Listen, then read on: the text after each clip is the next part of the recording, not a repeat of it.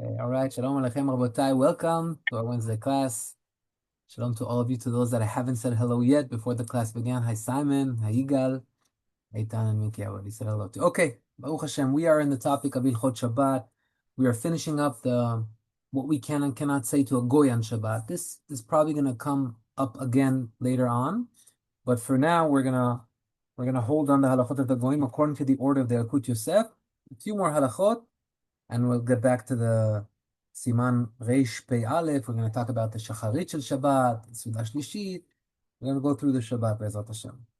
All right, so as we said, we mentioned that if a goy does a melacha, even if the melacha is forbidden from the Torah, once a goy does it, it's already a Isur de Rabbanan. We're still not allowed to do it. You can't tell a goy to do something because it's Isur de Rabbanan, but the level is de Rabbanan. Why is this important?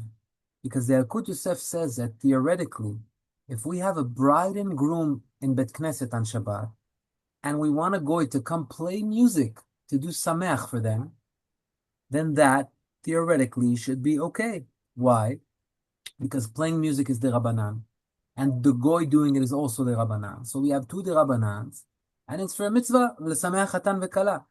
And therefore, is it theoretically it would be allowed to call goy and do that. So the only reason our custom is not to do that is because it's going to bring ziluta de Shabbat. You know what ziluta de Shabbat means? Zol means cheap. It's going to make the feeling of the Shabbat not so clean. Like, this is Shabbat, you're playing music instruments on Shabbat. Oh, it's the goyim. Yeah, it's in our shul, it's in our simcha. It's not so proper.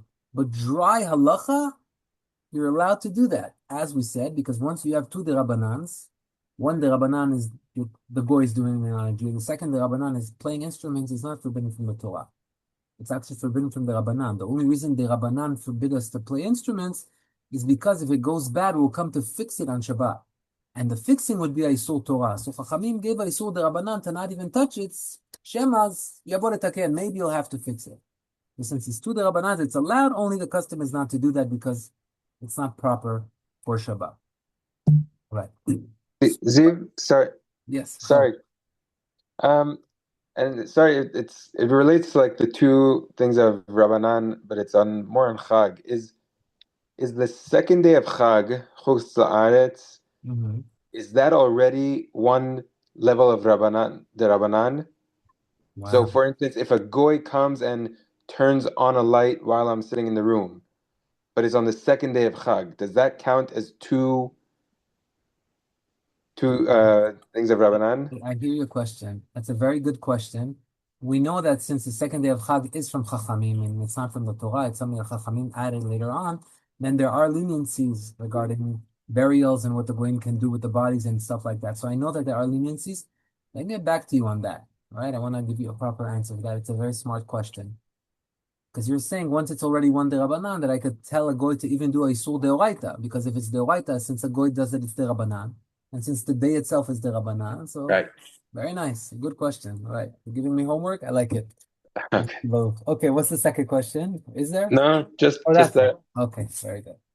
So, goy biyom tov sheni. Let me write this down. Goy biyom tov sheni. Okay, so when we say Shabbat, what does it mean Shabbat? What is the moment that we accepted Shabbat that now we cannot do anything anymore? So of course, if you accepted Shabbat, let's say Ashkenazim accepted from lighting the candles. That's not the Sephardi minhag. Sephardi minhag is to accept it when we're ready, right?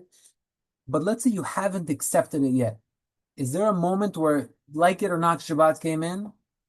So the answer is yes. The Shabbat came in once there's Shkia.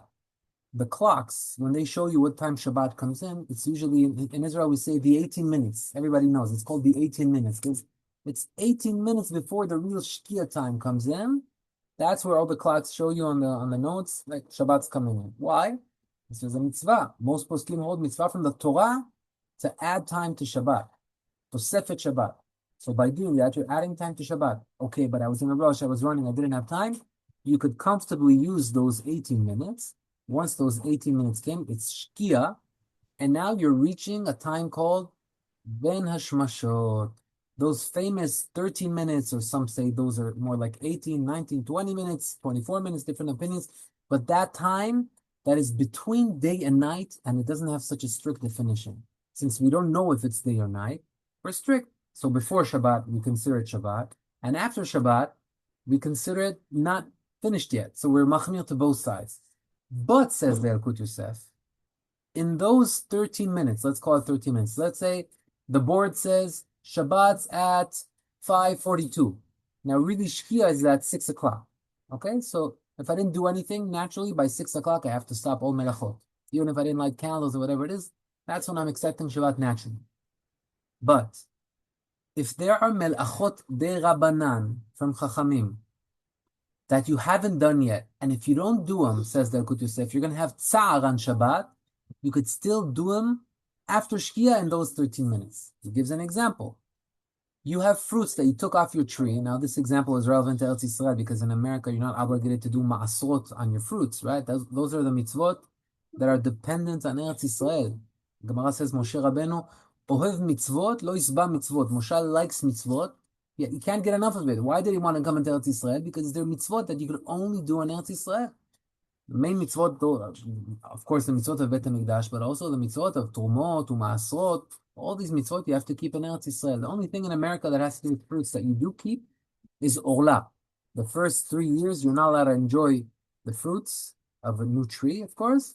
That also holds outside of Israel. But all the other halachot that have to do with fruits and Trumot, U'Maasrot, and this and that, you don't have it. Okay.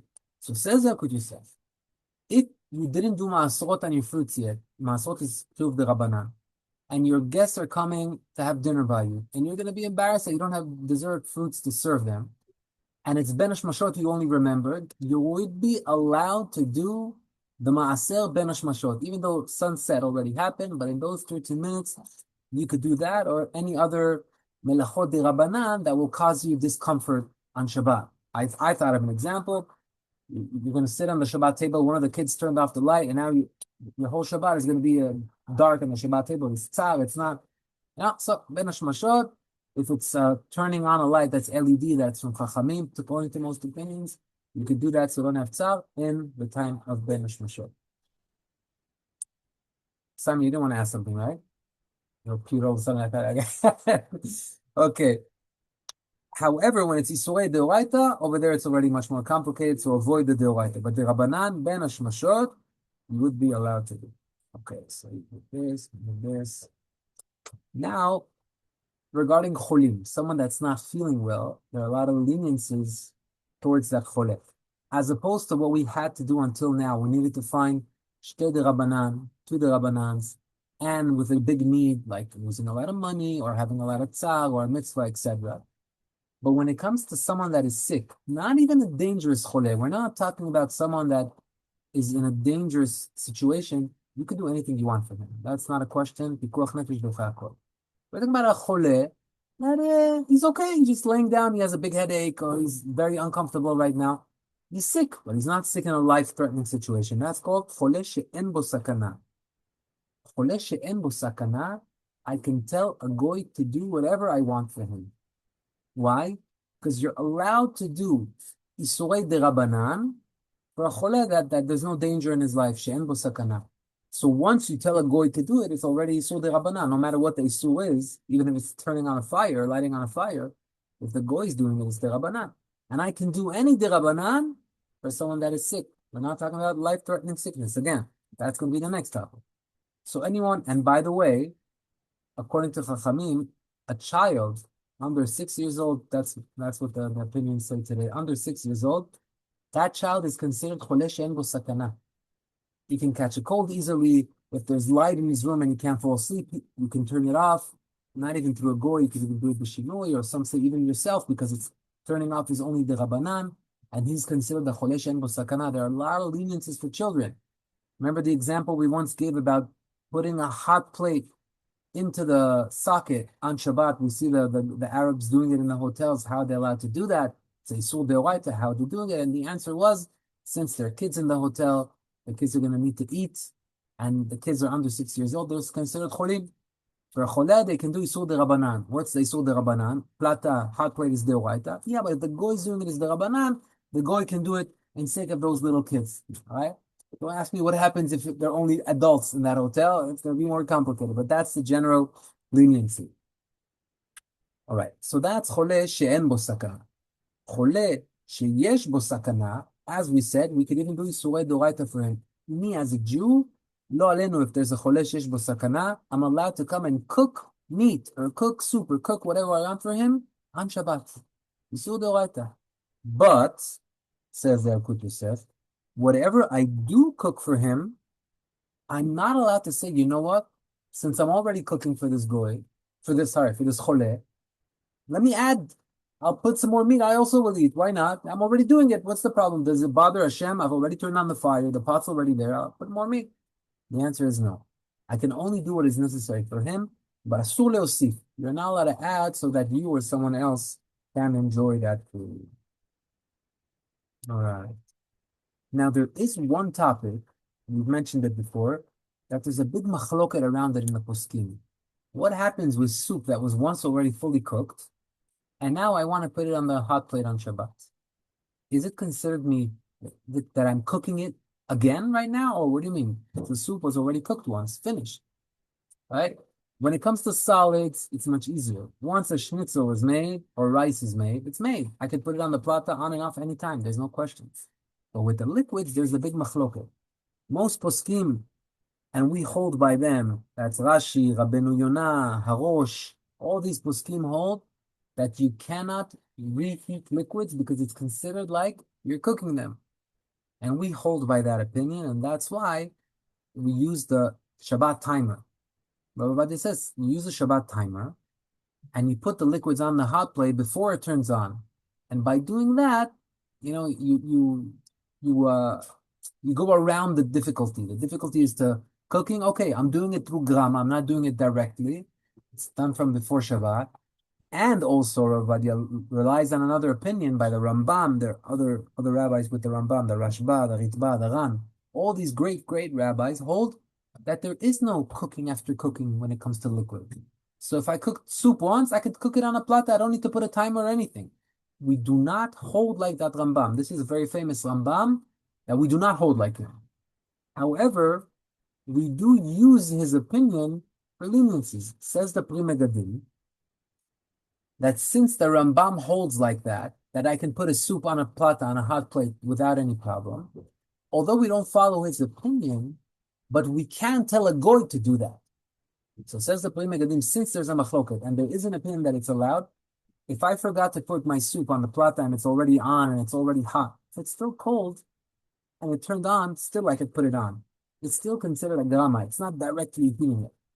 But once already the plata heated up, if I put it on, I'm in a problem according to most poskim. Says the Pri Megadim, you can ask a goy to take that pot of soup and put it on the plata. So in the States, this is very relevant. This is why Rabbi Yitzchak Yosef wanted us to learn these halachot, because we have goyim around us. If something like that happens, not a lot of people know always the right halacha, or sometimes we have a lot of choresh, which is the foods that have solid and liquid together, and we don't know what's the din. Is the majority solid? Is the majority liquid? It's better to be strict on that. So if you have a goy, it's much easier. You just tell the goy, no matter what the situation of the hot plate is, put it on the hot plate, and then you are set. Okay. Now what happens if I gave my shirt or my jacket to a tailor, fix for me, and now he comes knocking on my door on Shabbat, handing me the jacket? Can I wear that jacket that Shabbat? Or no? What is it? It's already Shabbat. Who wants to try and answer? Not try. Who wants to answer? Come on, guys. It depends. What do you say, Eitan? It depends. Depends on what? Explain. I like that. That's a Jewish answer. When did you give it to him? When did you give it to him? Ah, okay. Eitan is sending us to an halacha that says that you want to say, did he have enough time to fix it before Shabbat? Is that what you're trying to say? Right. Right. Yes. So yeah, so that is brought down also for cars. For example, someone wants to fix his car, he gives it to a guy, and the guy returns it to him on Shabbat. So you say, wait, did he have enough time? He didn't have to do it on Shabbat. Okay, so I wanna say, in this case, I never asked the tailor to bring it back to me until Shabbat. He has no time limit. You could come in a week. It's not a case where I closed with him that by then it's going to be ready. So theoretically, he could have done it on Shabbat. He could have done it on Motzei Shabbat. It's not my problem that he's showing up at my door on Shabbat and he said that he did it. What is the problem, though? The problem is if he's doing it for me in my home, or is he doing it for me in his home? If this guy works for me and he lives in my house, it's a tailor or whatever it is that also cleans, and I tell him, listen, fix this jacket for me, and he fixes it and brings it to me on Shabbat. Since it is done in my house, I cannot do it. All right. But if he's doing it in his own home, it's a tailor that you go to them and you give it to them, and he decides to fix it on Shabbat, and he decides to come knocking on your door, says the Yalkut Yosef, even on Shabbat, even if it's done for me, I will be allowed to wear that on that same Shabbat. It's surprising halacha. Fix it on Shabbat. He came to me on Shabbat with a car, whatever it is. It was his choice. He did it in his own will. So therefore, I have no problem in doing it. That's what the. Ziv, how is this different than cleaning the dishes? I thought I remember you saying that if you like tell the kolfat clean the dishes, Yeah. they choose to use the dishwasher, and we said that that was mutar, no? Oh, okay. And you're And saying that's also in your house, that's in my house. Wow, smart question. Let's see if we can find a difference. You understand what you guys are asking? unless we're not allowed to use those dishes again after if. No, but there is a difference. There's a difference. See, when it comes to washing dishes, there is a kosher way of washing the dishes on Shabbat. There's no kosher way of tailoring a jacket on Shabbat, right? So when the goy chooses to do it in a non-kosher way, it was their choice. I gave them the option of doing it in a kosher way as well. They chose. Mm, Over here, if he's in my home and he's doing it in a non-kosher way, he has no other way of doing it. Therefore, that would be forbidden. If it's in his uh, home, then there's a good, it's called a diuk, where you now you know exactly what the problem is. Okay. okay. Let's go. Okay. Isn't the problem here Marit Ayin as well? I hear your question, but since he's doing it at his own home, and now when you walk the shul on Shabbat, what Marit Ayin is there that is someone going to know that this jacket was fixed on Shabbat? There's no Marit Ayin over here. Right? Shouldn't be a problem like that. For example, my gardener, for example, Yeah. like I tell him, Dafka, don't come on Shabbat, because it's on my front lawn. And he shows up on Shabbat. Is that what you're asking? I don't know if that's the same. We have to look into the case of gardening on Shabbat because those are Yisroel Doraita, but he's definitely doing it for his own sake. He wanted to come now. It's more convenient for him, but he's doing it in my property. Is my garden considered like my inside my house, or does everybody know they're not? I don't know. That's a tough question. The garden is over there. Why? They come on Shabbat sometimes in the States? I guess. Yeah, Yeah, I guess I guess the question is, do you have to tell them not to come on Shabbat? And I guess I do, but like lechatchila, you shouldn't have that. But I guess we're digressing. Definitely, if he works for you, you should tell him up front, don't come on Shabbat for those reasons that you mentioned. What happens if he comes and does it on Shabbat? Do I have to stop him or not? Because he forgot, or there's a new worker in town? Good question. I have to look into that. Mm. He's doing it as on his own. Is it considered my house or is it garden? Seems like it's considered my house. Everybody sees that he's working in my house. But let's make sure. Let's ask about that. Would it be better to say like don't? I prefer if you don't come on Shabbat, but if you need to, like, do it. No, I mean, why would you prefer? Just tell him not to. Meaning, like, if it's better for him, like, what if like everyone tells him not to come on Shabbat and he has a day like empty? Like Yeah. maybe it would be better. I don't know. Just I like. The problem with gardening is that gardening is Isorei Deoraita. It's not like, they come to your house. Maybe they're just cleaning. They're not doing ironing. They're not starting a fire.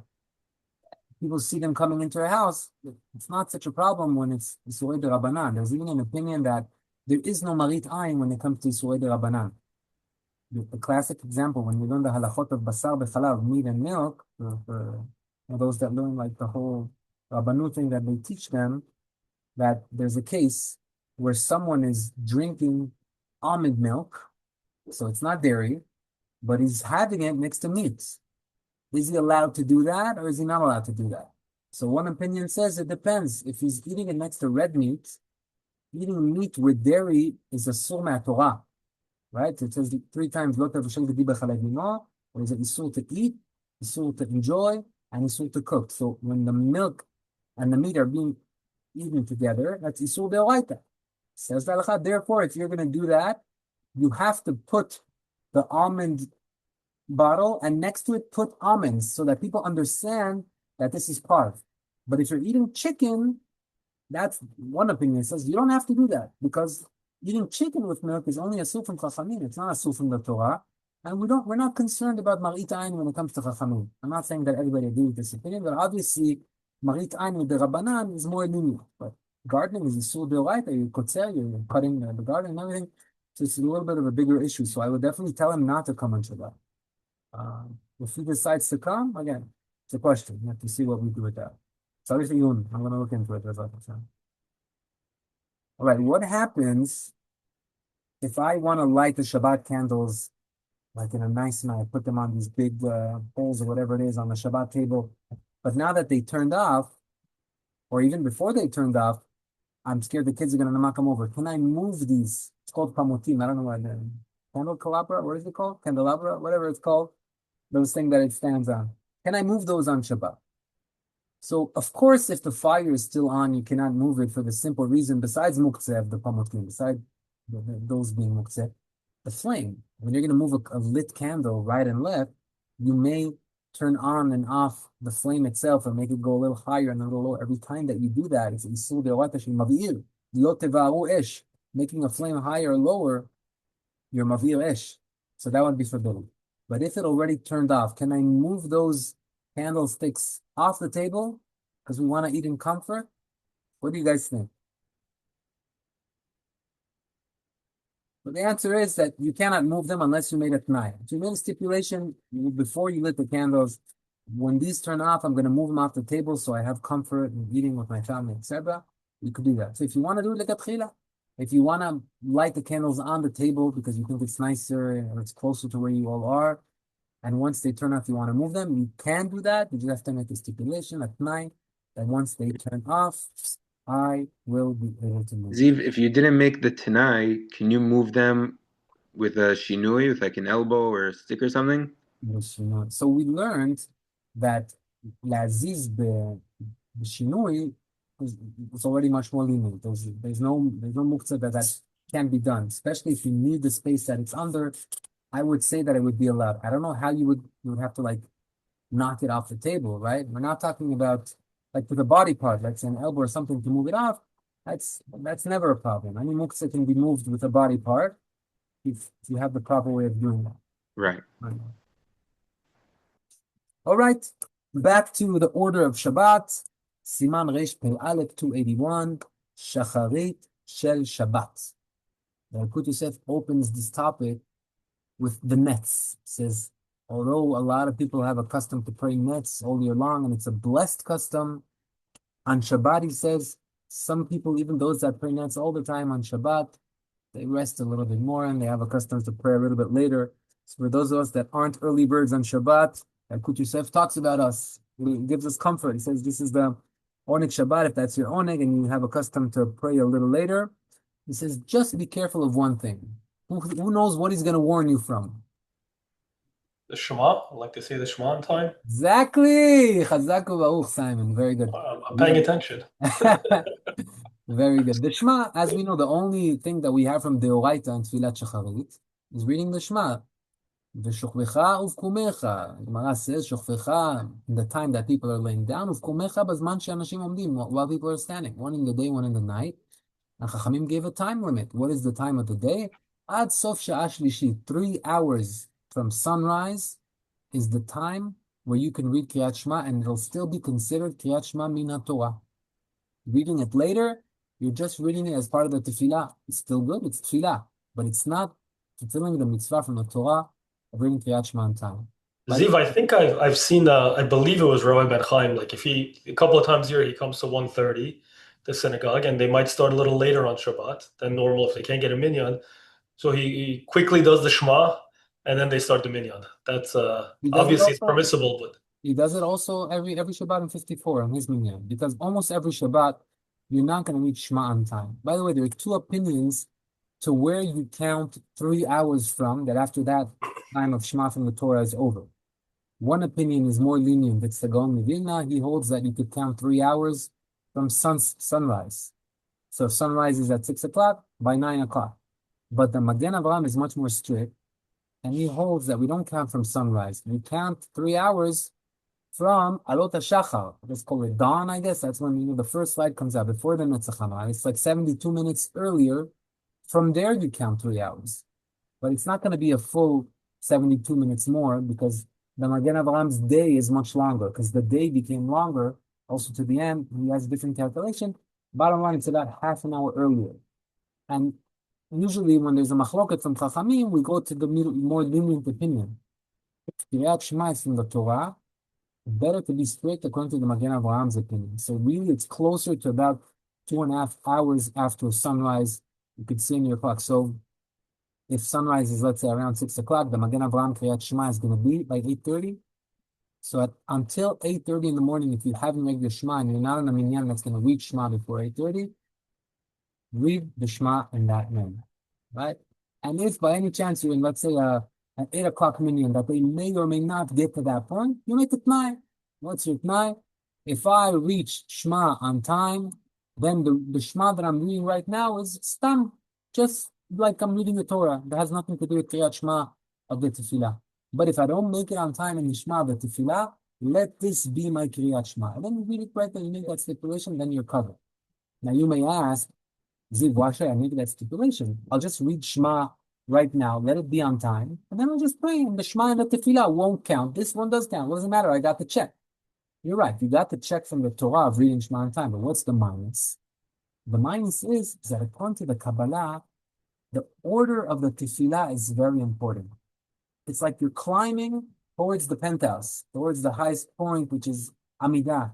And you want to get there without skipping floors, because if you get there without skipping the floors, it's like you're missing a step. You jump 2 steps at once. You have to get there step by step. So you have a Kaddish between the Korbanot and Hudur. That's a step that takes you up. And then you have another Kaddish right before Ishtabach. You're climbing until you reach there. But if you're going to read Shema that belongs to a certain height, right before Amidah, but you understand it comes from a very high place. If you're going to read that earlier, you're messing up the order of the tefillot. Now, this is something Kabbalistic. So since it's Kabbalah, we're not going to say, no, I'll miss Shema on time, but let me read the tefillah like the Mekubalim. No. If you're going to miss Shema on time, of course, grab the mitzvah from the Torah, read it early. But if there's a doubt, make it 9. So that even if you got there on time at the end, the first Shema won't count, the second Shema counts, and then you actually read the tefillah according to the order. Right? Last topic of the day, the petiliyot of the talit. I guess the Yalkut Yosef noticed that a lot of people doing shacharit are playing with their finger with the talit strings, right? It happens. Everybody does that. He says, am I allowed to separate them if there's a knot? So he says, it depends. If a knot appeared, you cannot separate them. But if they're just a little bit like glued together, some static or whatever it is, I could separate them. But I definitely cannot strengthen the knot, which happens a lot. The talit, the knots just start opening up, and without noticing, you strengthening. Be aware that he says on Shabbat, you cannot strengthen the knot. He says, however, if this is a brand new talit, then you can't even separate the ptiliot. Like we said before, if they're static and they're being held together, I could separate them. That's when you've already used it. But if it's the first time you're using it, then it's considered that you're going to be fixing it. You're going to be completing the action of making the talit worthy of wearing by separating the petilot. Don't do it. But unless the talit is not chadasha, separating them is okay, but not opening knots and definitely not strengthening a knot. All right, Rabotai. Chazaku Baruch, Yizku Mitzvot. I think next week we're not going to have a class because it's Erev Pesach, and the week after that is going to be Chag. So it's going to be 3 weeks till I see you again. Have a beautiful Chag Kasher with Sameach. Remember what I say every year, not to get upset on Leila Seder, no matter what. Keep the smile, get the kids involved. Hashem should help us all with that. Bezrat Hashem. All the best. Thank you. Chag Sameach. Bye.